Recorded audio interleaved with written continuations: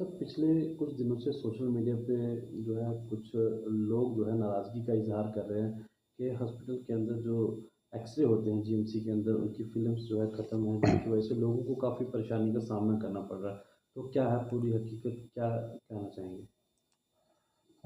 जहाँ तक एक्स-रेज़ का तल्लुक है, मैं आपको बताता चलूँ कि हमारे पास सफिशिएंट नंबर में फ़िल्म्स अवेलेबल है। एक्स-रे मशीन जो सीआर इंस्टॉल्ड है हमारे हॉस्पिटल में। जो मेरे पास आज का डाटा है, अगर मैं वो आपको दिखाऊँगा, आप अपने कैमरे के माध्यम से दिखा पाओगे, तो हर साइज़ की मोर देन 1000 फ़िल्म्स जो हैं अवेलेबल हैं डिपार्टमेंट ऑफ रेडियोलॉजी में। ये आप देख सकते हो। ये एक्स-रे की मैं बात कर रहा था। इसके बाद अगर मैं बताऊँ सीटी की फ़िल्में, तो ये आज का डाटा है सीटी फ़िल्मों का, जो सीटी फ़िल्म आज अवेलेबल है डिपार्टमेंट के अंदर। जहाँ तक मसला है कि आज की डेट में एक्स-रे नहीं हो पा रहे हैं, तो वो एक्चुअल प्रॉब्लम ये है कि कुछ टेक्निकल स्नैग आ गया है मशीनरी के अंदर, जिसकी वजह से डिपार्टमेंट ऑफ रेडियोलॉजी है, वो एक्स-रे नहीं कर पा रहा है। और उसको ठीक करने के लिए गवर्नमेंट ऑफ जम्मू कश्मीर ने एक मेडिसिटी फ़र्म करके नाम से एक फ़र्म है, जिसके साथ पूरी स्टेट का कॉन्ट्रैक्ट किया हुआ है। जितनी भी हेल्थ की मशीनरी है जो अगर ख़राब हो जाती है, उसको मेंटेन और रिपेयर करने के लिए जेके मेडिसिटी फ़र्म का काम है।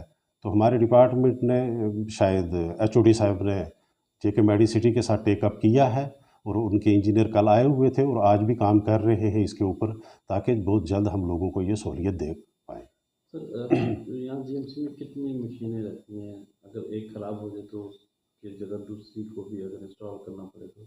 एक पुरानी मशीन ऑलरेडी लगी हुई है। एक नई इंस्टॉल की है हमने डिजिटल रेडियोग्राफी, जो अभी प्रॉपर्ली इंस्टॉल पार्शियली इंस्टॉल जिसे हम कह सकते हैं, जिसको फंक्शनल करने के लिए वर्दी डिस्ट्रिक्ट डेवलपमेंट कमिश्नर साहब का भी बड़ा रुझान है। उन्होंने लास्ट मंथ में एक इसके रिगार्डिंग एक मीटिंग भी ली थी, और पावर बैकअप का एक्चुअल इशू है जिसकी वजह से हम उसको चला नहीं पाए। तो फिर डीसी साहब ने कहा, एक मैकेनिकल एंड हॉस्पिटल डिवीज़न से एक एस्टीमेट आया हमें स्पेसिफिकेशन, और डीसी साहब का ये डिसीजन था कि आप लोग इनको प्रोक्योर करके वो मटेरियल प्रोवाइड कर दो, जिसमें डिस्ट्रीब्यूशन पैनल थे, डिस्ट्रीब्यूशन थे, केबल्स थी, और वोल्टेज स्टेबलाइज़र था।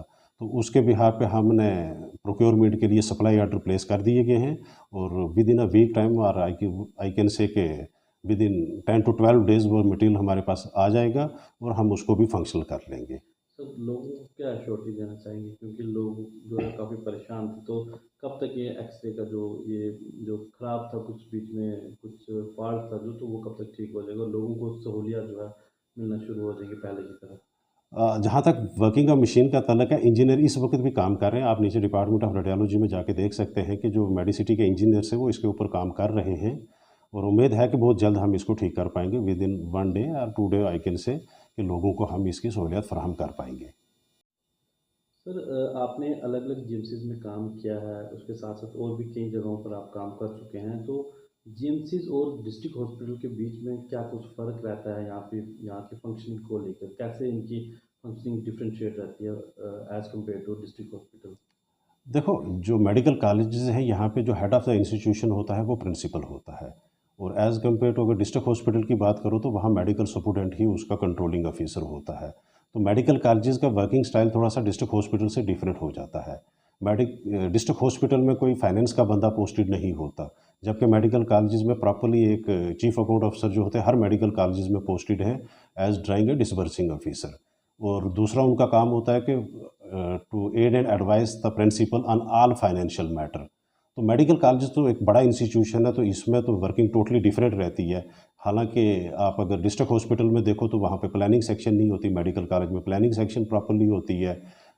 डिस्ट्रिक्ट हॉस्पिटल में एडमिनिस्ट्रेटिव सेक्शन नहीं होती, यहाँ पे एक एडमिनिस्ट्रेटिव अफसर होता है। नए जो जितने भी जीएमसी क्रिएट किए हैं, अगर आप पुराने जीएमसीज़ की बात करोगे, जीएमसी श्रीनगर या जीएमसी जम्मू की, तो वहाँ पे तो एक एडमिनिस्ट्रेटर होता है जो एडिशनल सेक्रेटरी रैंक का ऑफिसर होता है।